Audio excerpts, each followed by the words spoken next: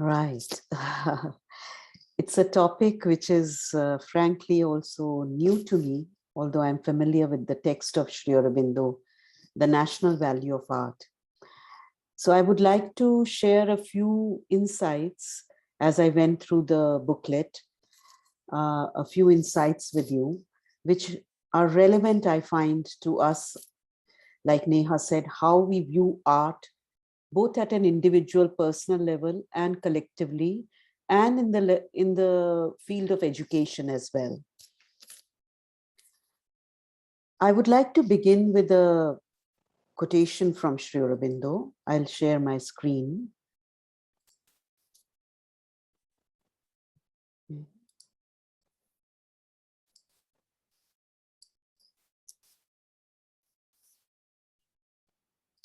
Okay, you can see it? Yes, ma'am. Okay, good. Now, Sri Aurobindo writes in this, this is a National Value of Art is a series of 6 essays, which were written in 1909, revised over a few times in the subsequent years, last revision being 1946, and was published as a booklet. Now, Sri Aurobindo says it's not necessary that every man should be an artist. So to appreciate art, we do not need to be an artist, but we can also not just appreciate art, we can practice art. And he says that every man should have his artistic faculty developed, trained, sense of beauty and insight into form and color. So our insight, we should have the capacity to appreciate, to view, to discover beauty of form and color in everything. And this should be a habit with us. Now, it would be good to ask ourselves, how do you and I, how do we view art ourselves? If anybody wants to respond, I cannot see the participants, but I hope they're there. And if somebody wants to respond, how do we view art? How do you view art? What does it mean to you, art? Anybody?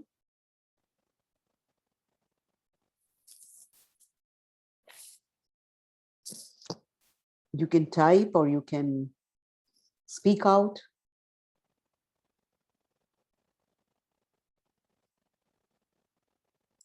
Okay.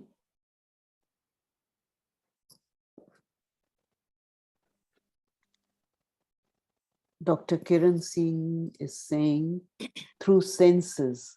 Through senses meaning you view art through senses. Right? That's what you're meaning? That you view art through senses? Perceive art through senses. Okay. And what is art? What is art? Art is a form of expression of our, inner feelings, inner being. Okay. So that when we are which we speaking, perceive with our inner being. So when we speak, like you and I are talking, if we speak from our inner being, that would be art? No, not speaking as such. Okay. Expressing in some form. It could be, yeah. Right. So one element that you have brought in is, of course, two elements. One is expression. Neha is saying something pleasing. Dr. Singh is saying it's self-expression. So expression plus inner being. You're referring to the inner being. Okay. Let's continue. Let me also raise a couple of other questions before we go on.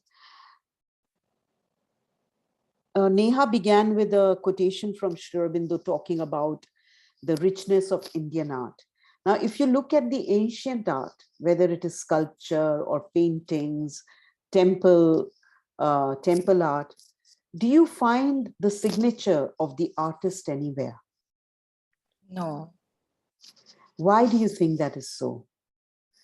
And why are the signatures now so important?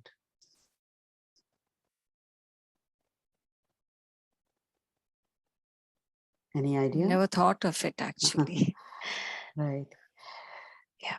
So it kind of points to a certain level of self-giving, self-forgetfulness, something, art being greater than oneself,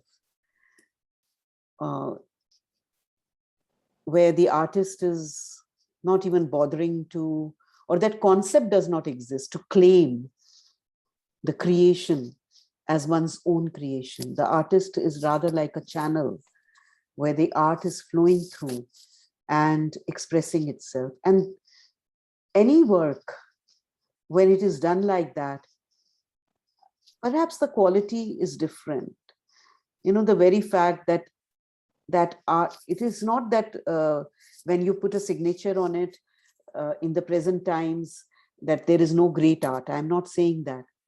But this whole attitude towards art, it seems to have changed quite a lot since the ancient times. And it's not just in Indian art, it's all over the world, that you won't find in the ancient, the Roman temples or the sculptures, you won't find the name of the artist or the sculptor. This has come in later. And that kind of, again, says something about. Another feature which has come in today is that everything has to have a value. Everything is seen from a utilitarian perspective. And this is how Sri Aurobindo begins his essays on national value of art by saying, there is a tendency in modern times to depreciate the value of the beautiful and overstress the value of the useful. So it is as if, even if I have to hang a painting or a sculpture or anything, it has to have some value. It is not just for the aesthetic pleasure. There are exceptions, of course, but in society, in general, this is the trend that is prevailing, that things have to have a utilitarian purpose. If we look at our expense also, we tend to spend much more on things of value, of use, rather than things of just simple beauty. If you look around your house, your budget, everything, same way in education, which subjects are given importance to? Which subjects do we encourage the student, or parents encourage the students to take? Those which will lead to a job, which will convert at some point into currency. And maybe at a younger age to still pursue artistic abilities, but there will be a very small percentage of parents who would say, yeah, I would like my child to be an artist. Art does not give you money, only if you are really, really exceptional. So everything has become tied to utility, money. Money is important, but it is something like things have been skewed. And that's where this national value of art, that Sri Aurobindo over 100 years ago, at a time, it's not that money was not important. In fact, India was enslaved. Its economy was being controlled and destroyed by the British. At such a time, when he was writing about remaking India, rebuilding India, he wrote articles on education, but he also wrote articles on national value of art. So why did Sri Aurobindo give so much importance to art and its role in nation building? And nation building obviously is intimately connected to individual building. The two things are not unrelated. Whatever the individual is, that the larger collective is. So that is why these essays become important to us in the present context also. So combining, and 100 years back also, Sri Aurobindo is saying that utility is being emphasized. And in the intervening 100 years, commercialism, utilitarianism has only increased, not reduced. So now I will devote the rest of the time to picking out quotations from Sri Aurobindo and understanding the gist of these 6 essays. So I'll share my screen again. And at any point, if you have a reflection or a question, please feel free to say that. So he says that we must cultivate the aesthetic temperament or the artistic faculty and train our taste, train our sense of beauty, our ability to have an insight into form and color. And this is to be done not only in works of art, but in everything.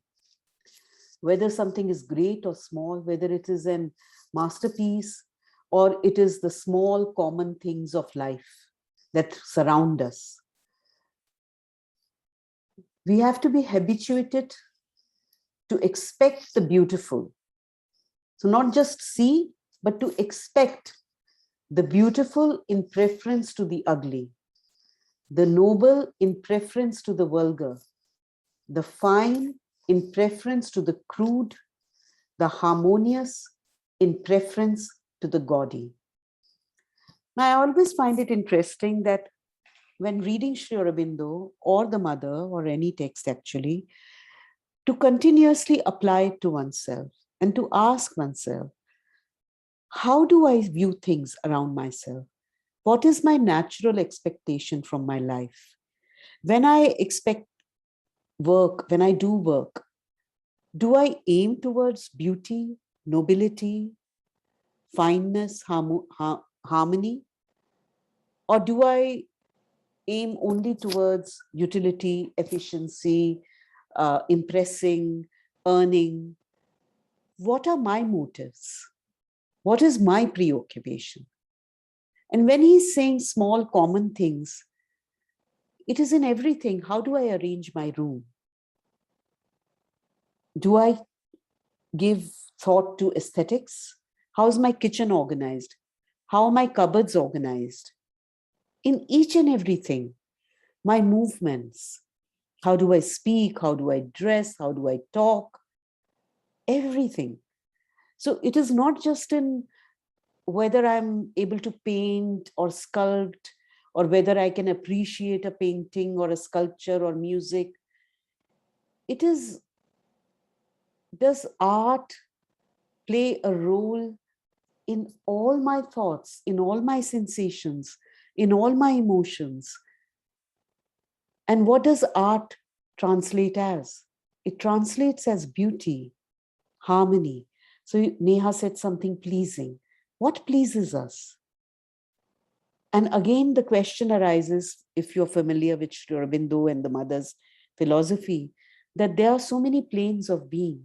Something that pleases my external senses, excites my nerves, may not actually be pleasing to my soul or to my deeper, finer aesthetic abilities.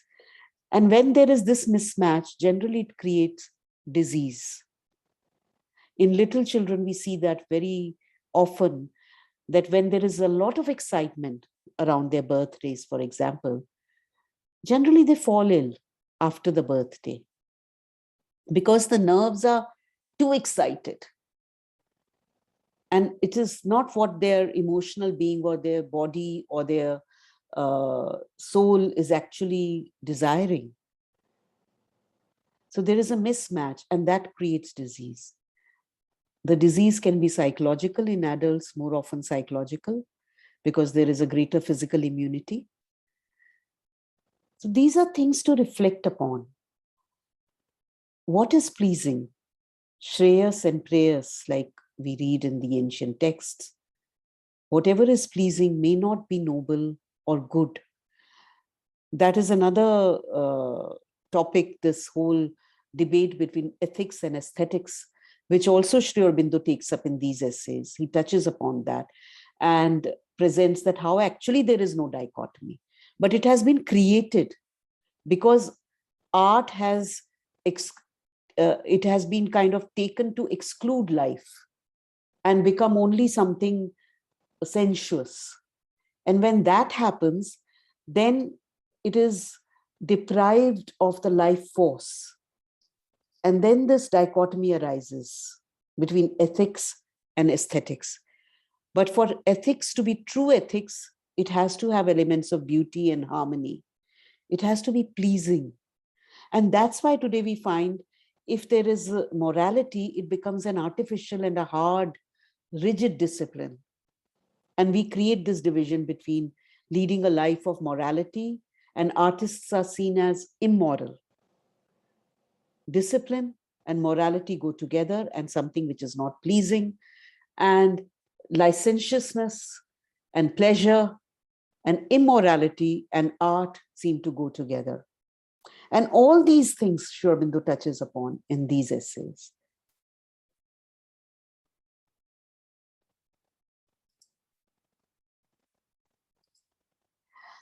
So a nation surrounded daily by the beautiful, noble, fine, and harmonious becomes that which it is habituated to contemplate and realizes the fullness of the expanding spirit in itself. The concept is very simple. Like pregnant women are told, look at beautiful pictures, listen to beautiful music. It will have an impact on the baby.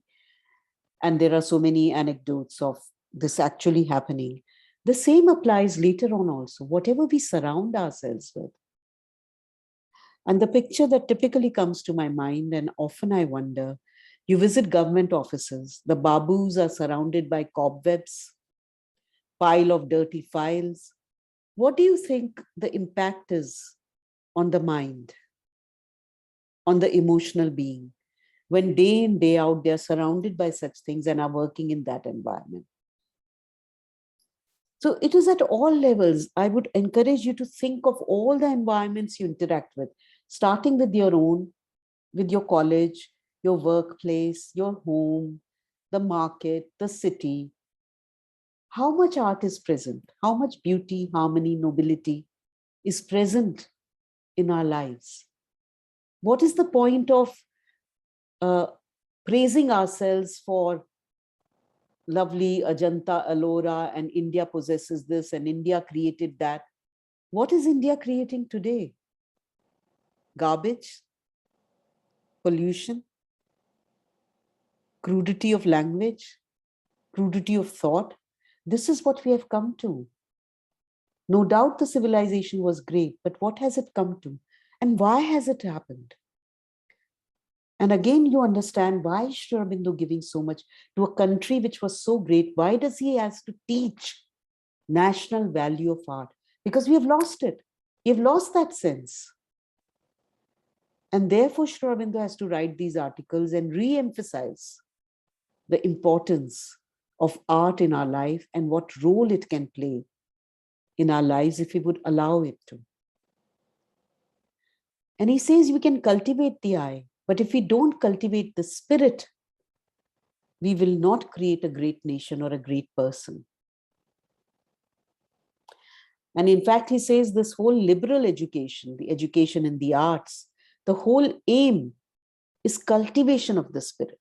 Now, how many colleges who call themselves colleges, universities of liberal art, remember the same?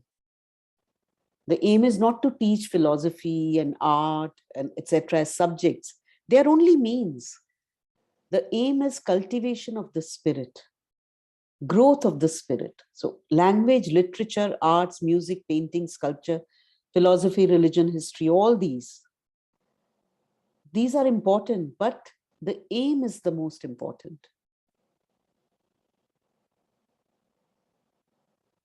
So he says that the aesthetic, when we cultivate the aesthetics, and to the extent the aesthetic faculties are cultivated, they raise us from the beast, they refine our passions, they ennoble our emotions, and they lead us through the heart and the imagination to becoming an intellectual person. So it is through aesthetics that refinement comes. Not just refinement of taste in painting and sculpture, refinement in food, love of the beautiful, what we use, how we surround ourselves. Then he goes on to defining the three main functions of art. And he says aesthetic, he puts the lowest. Normally we would say, oh, aesthetic art means aesthetics. But he says the lowest use is purely aesthetic. Second is intellectual or educative. And third, which is the highest, is the spiritual. Now, when he says lowest, he means that's just the starting point. That's the most basic, the first use. But if art stops there, and that's why we look back to the temple art, the church art, because besides being pleasing to the aesthetic senses, it uplifts us. It puts us in touch with something deeper. It helps us connect to the divine. And that's why it's so lasting over centuries and beyond cultures. You go to the mosque and the church at Cordoba in Spain. You go to temples, you go to caves where such art exists. Religion, etc., stop being important. You experience that connectivity beyond religion.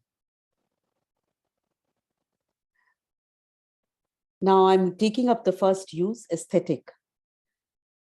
And there he again raises it, that aesthetics is not just pleasing arrangement of color, form, that is the technicality of it, but to see divine beauty in the whole world. And he all the time links up these three: beauty, love, and bliss. When there is beauty, it evokes love. Whatever is beautiful, you love. You know, like a flower, the beauty draws an emotion of love from you. A little child, you see something beautiful, it evokes the feeling of love. So you see how the perception of beauty is impacting your emotional being, is drawing the nobler emotions from you. And then when that love is there, you experience delight. When there is pure beauty, which evokes pure love, there is pure delight. And that obviously is a spiritual experience.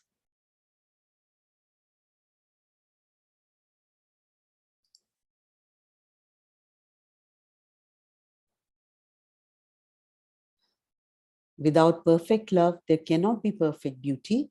And without perfect beauty, there cannot be perfect delight. Now, this sentence is interesting, but you will understand it better if you read the whole essay, because Aurobindo takes art and aesthetics beyond morality.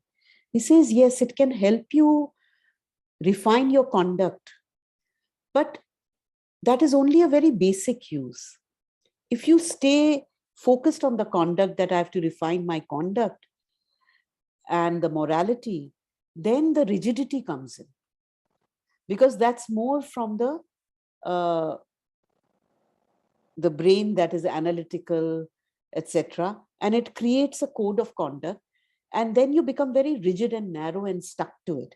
Whereas art has the ability to put you in touch with something more subtle, deeper, refined, something hidden. Not something. Science puts you in touch with something which is, it decodes the gross reality in forms which the mind can understand.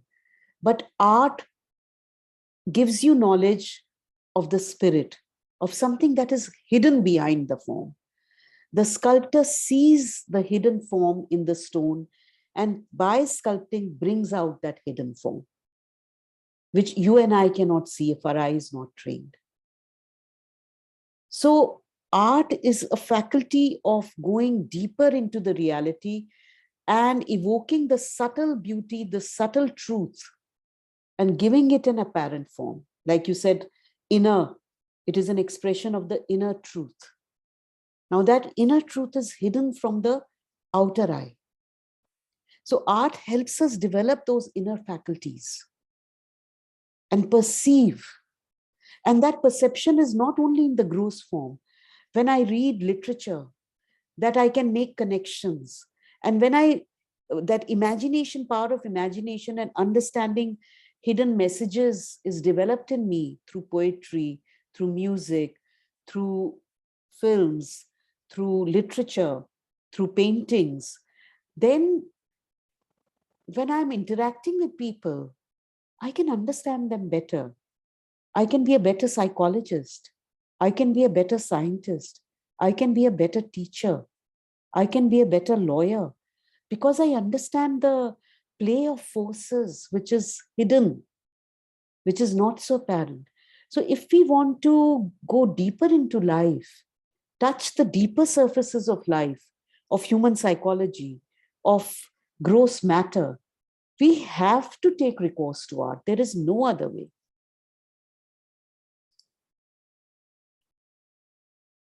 And he says even virtue is not to be practiced for its own sake, but for delight. Now, morality is so far, normally education. Do we say the aim of education is delight? We say aim of education is to learn, to evoke the inner being, but we make such a job of it. Where is the delight? The delight of learning, the delight of being with each other, the delight of discovering each other, the delight of growing together through doing things which we like doing, rather than the syllabus we have to follow, the exams we have to set, the evaluation we have to do, the board meeting we have to attend, all that. So, yeah, so you see how far we move away. Rising from the lower to the higher, from the less complete to the more complete. Now, these are concepts you will find not just in relation to art, but if you read Sri Aurobindo and the mother in various things. Then the second use, which is a little higher. So aesthetics is developed. Then he goes, just like in evolution, first the body is there, then the vital being comes, then the mental being, and then the psychic and spiritual. Same way from aesthetics going to intellectual or educative use of art.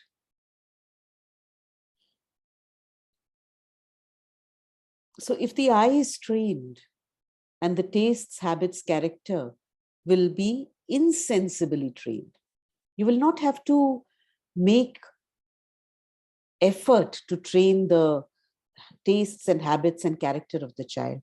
And we see, if you look at your friends, your colleagues, people you know in the family, you will see people who have been exposed to an atmosphere of art and beauty and music and literature, etc., in the refined way. They have a certain finesse. There is a certain nobility in the character. And nobody has taught them. It is something they've picked up, they've grown up with. Of course, there is crude art in today's life, and we are seeing the reality shows you watch, what kind of music, what kind of dances. Can you really call that art which ennobles? So again, it is moving away because that art is to titillate the senses. It is not to evoke the soul. And yet, even in that, if you watch Indian Idol or shows like that, there may be a singer who touches your soul because there is something deeper. The way they connect to music is deeper, and then that travels and evokes. So he takes the example and he says, in the better days of our own history, that's what used to happen in Japan, in Greece, etc., in European ages, when art was purely, to educate, to aestheticize, and not for utility, etc. In the better days of our own history. So clearly, Sri Aurobindo is definitely not looking at India as being great in art today. And he says, of course, we cannot, just bring art galleries into our houses, but all things in our life, furniture of our homes. Now, if you read the Life Divine of Sri Aurobindo, Savitri of Sri Aurobindo, and you read this, you see the range he is taking up. He's talking of our house furniture. If you read Life Divine, you will never even imagine Sri Aurobindo will write like this. But he is very practical. He's going into, okay, what So if I say, okay, Sri Aurobindo has spoken of national value of art, what does it mean? Do I start learning painting? Do I surround myself with paintings? My walls, I don't have such a large house. What do I do? Blah, blah, blah. He says, no, at least start with things which surround you, whatever. And if that is in harmony, automatically your thoughts, emotions, etc. will be impacted. And then he talks about various kinds of things, poetry, what poetry does, what art does, what music does. And the combination of these three, music, art, poetry, he says is a perfect education for the soul. So if this is perfect education for the soul, how much of music, art, and poetry are part of our curriculum? Not just as sprinklers on the main food, but as the core of the food, essential ingredients, if soul is the essential ingredient of the human being. So they cannot be neglected. And if they are properly used, they will act as civilizing forces. So this we have already spoken of, how it creates sympathetic insight. You're able to understand things which are subtle and delicate in life, not just in art. Because it is suggestive, so the intellect, when habituated to art, will be quick to catch suggestions, mastering not only as the scientific mind does, that which is positive and on the surface. He doesn't say do away with science. He says both science, scientific temperament and artistic temperament, both have to be cultivated if you have to understand life in its fullness. So with art, you will be always widening and subtilizing the knowledge. It will open a door into the deeper secrets of inner nature, where the positive instruments of science cannot take the depth or measure. Psychology, as you may know, the word itself means study of the soul. But again, how many psychologists today study the soul? It has moved away, but it started as a science, as a study of the soul. And for a long time, it was not considered a science. The scientists did not consider it a science because it was too art-based, so to say. And the highest use, spiritual.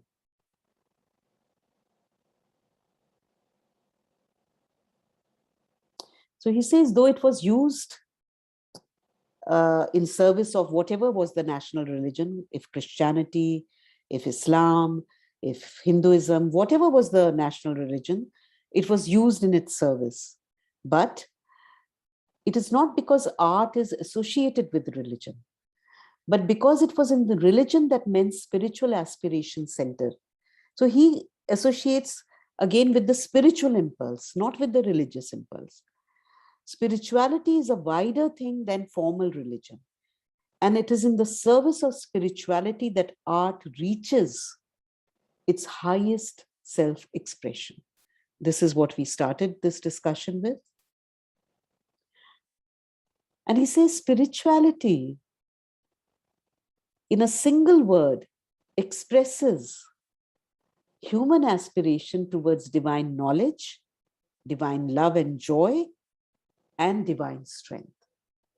So knowledge, love and joy, and strength, all three combined is spirituality. And this aspiration, so art which is trying to achieve all this, knowledge also, love and joy also, strength also. So that's why satisfying the physical requirements of aesthetic sense, laws of formal beauty. So it's not wild. There is a certain discipline. The laws of formal beauty, the emotional demand of humanity, portrayal of life and outward reality, as happened in the best European art. And then reaching beyond them and expressing the inner spiritual truth, the joy of God in the world, manifestation of divine force and energy. When you look at recently I have never been to Dakshineshwar, the Kali temple. where Sri Ramakrishna Paramhans was. Recently, just 3-4 days back, I was looking at some pictures and I came across a picture of Kali, and immediately I felt a presence, very powerful presence, strength and force. It was on the computer, I saw a picture. And then I said, let me see whose picture is this? And I saw it was the Kali at Dakshineshwar. Then I said, no wonder, and I must go there. And the same happened with me once I saw in some shop I had gone to, and I saw the photograph they had put of the Golden Temple, Amritsar. And immediately there was such a strong sense of presence. I haven't been there also. These are 2 things to do on the list, but because of the photo and the sculpture, that I experienced something. And it made me interested in going there. That these things, if they're just the photo is conveying so much, then what must the actual thing be? Then obviously it is conveying a force and energy of the divine. The artist has, whoever sculpted that, and centuries of prayer and all, has added that to it. Now he says this inner movement, that is where Neha's quotation that she started with comes in, that this is what Indian art alone attempted thoroughly, the combining of the outer and the inner. Thoroughly, it was only in Indian art. That's why the superiority of Indian art, ancient, not today.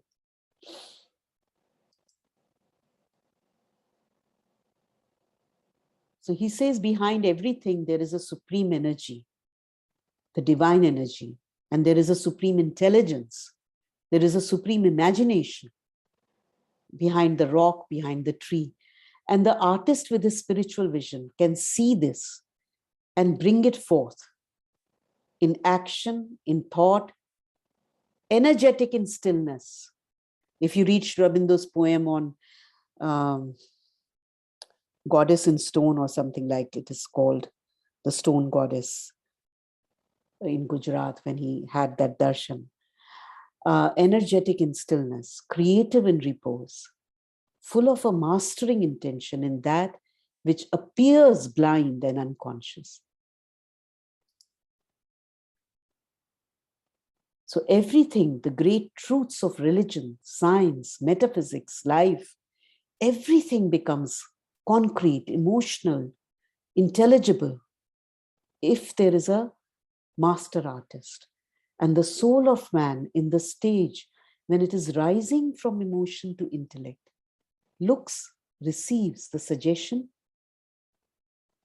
is uplifted towards a higher development and a diviner knowledge. When is the soul rising from emotion to intellect? Don't we see it in little children?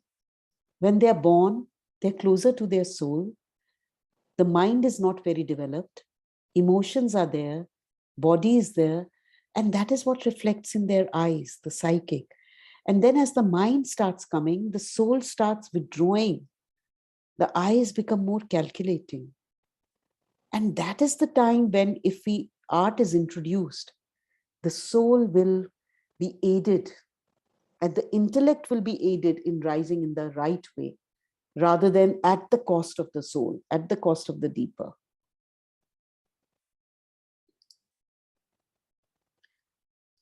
So we come back to the first quotation, not to be an artist, but to be trained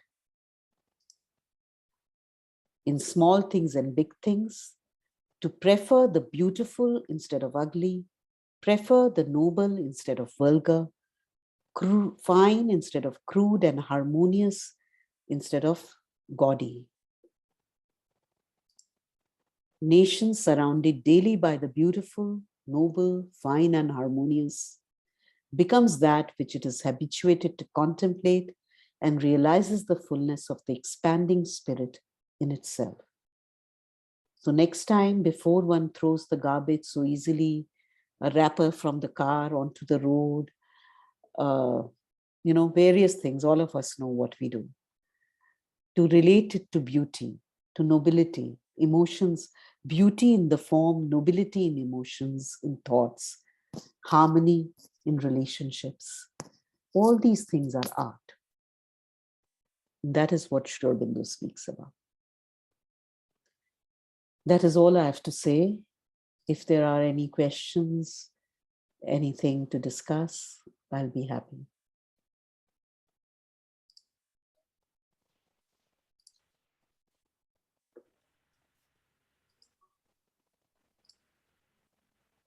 Any questions? So, namaste, Anuradha ji. Hi, Kiran. Namaste. How are you? I'm good, thank you.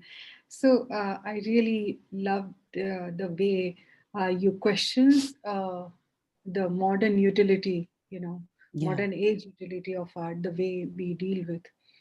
And you talked about how Aurobindo thought of, art as a sublime, thought.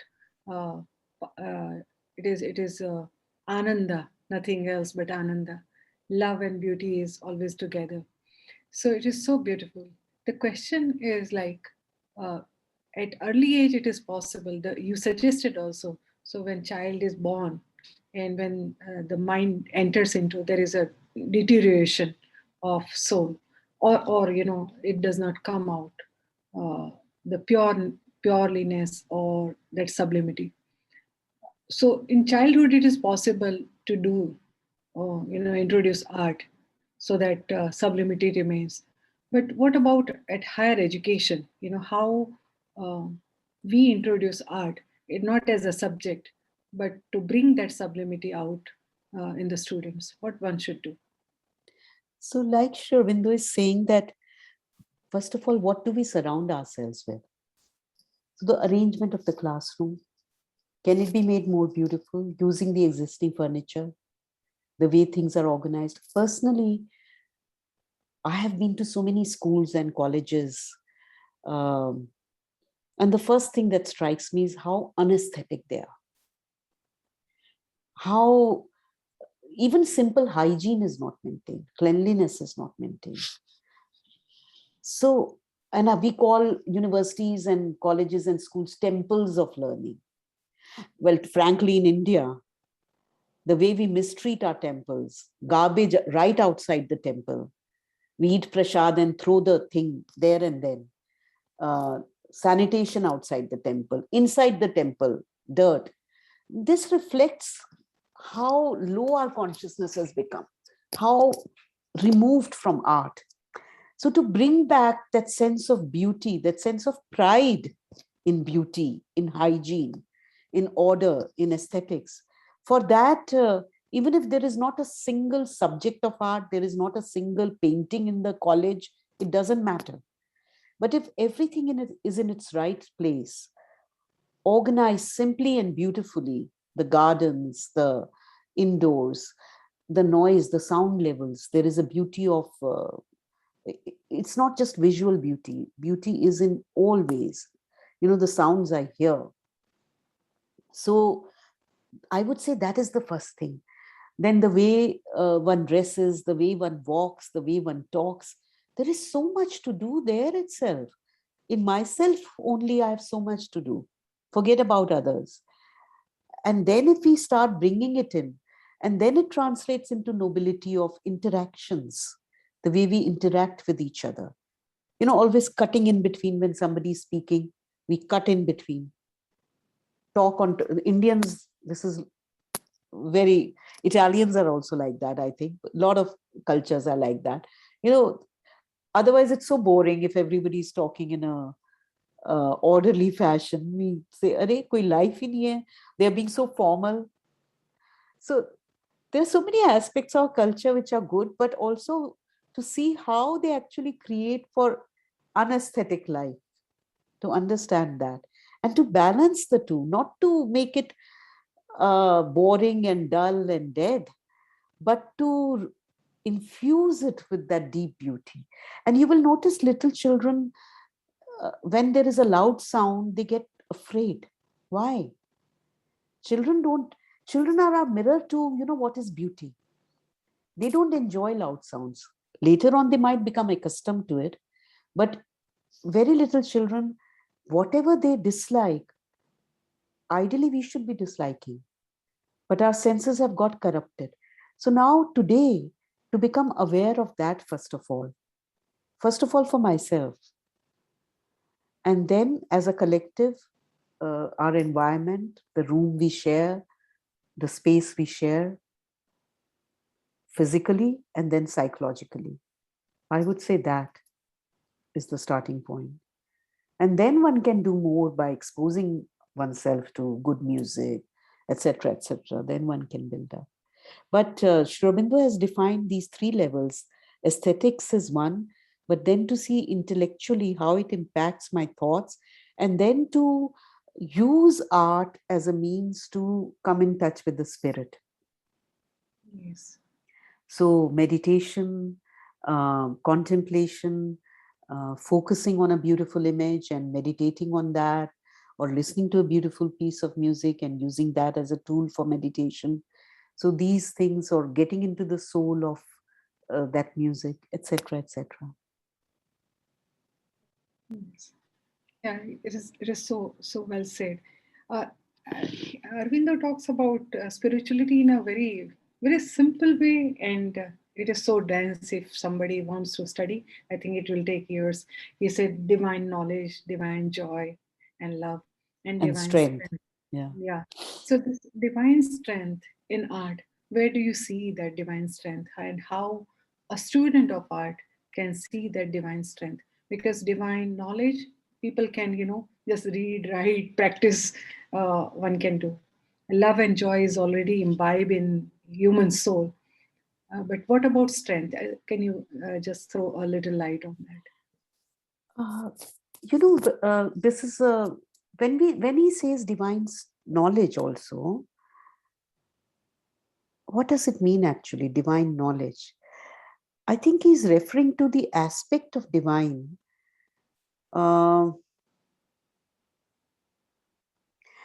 Like that there he says that this lurks behind everything. The knowledge, the divine manifesting as knowledge, the divine manifesting as strength, the divine manifesting as love and joy, that is behind everything. So even a rock which looks dead to us actually manifests all this. So divine knowledge does not mean reading and writing. It is divine manifested. The knowledge aspect of the divine manifested in matter. The beauty aspect of the divine, the love aspect of the divine, the strength aspect of the divine. And an artist can perceive this and bring it out. That's why I shared this example of Kali, for example. So certain things when you look at, they give you a knowledge, they bring you in touch with that knowledge aspect of the divine. Certain things when you look at, they bring you feel a lot of love in yourself. With certain things, you experience force and strength emanating. And in Indian religion, for example, there are these aspects, Vishnu and Lakshmi, they are seen more as love and beauty, whereas Saraswati and Brahma are seen more as knowledge, and Kali, Durga, Shiva, these are seen more as strength and power. So these aspects, the divine manifesting is there. But you may see a sculpture of Durga, which may evoke not just strength in you, but love also. It depends what the sculptor has been able to bring out of that aspect of the divine.